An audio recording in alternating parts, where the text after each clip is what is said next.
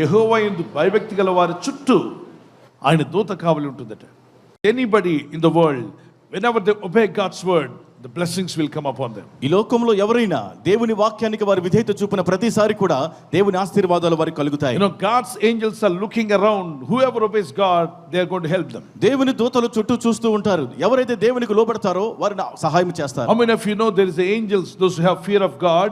God is protecting all of us with the angels of God. దేవుని యందు భయభక్తులు గల వారి ప్రక్కన దేవుని దూతలు తోడుండి వారిని కాపాడుతూ ఉన్నారు. ఒక వ్యక్తి దేవుని పట్ల భయభక్తి కలిగి ఉన్నాడంటే అతను దేవుని వాక్యానికి ఏమయ్యాడు? విధేయుడయ్యాడు.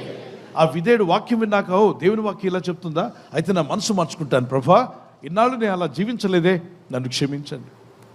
నా స్నేహితులు, బంధువులు, మిత్రులు ఎవరో చెప్పినట్టుగా, ఆ లోకం చెప్పినట్టు నేను జీవించేశాను, తెలియక చేశాను ప్రభా, నన్ను మన్నించు, తెలిసి తెలియక చేసిన దోషంలో మన్నించు నాయనా అని యేసయ్య పాదాల మీద పడి ప్రాధాయపడతాడే, ఆ వ్యక్తి భయభక్తి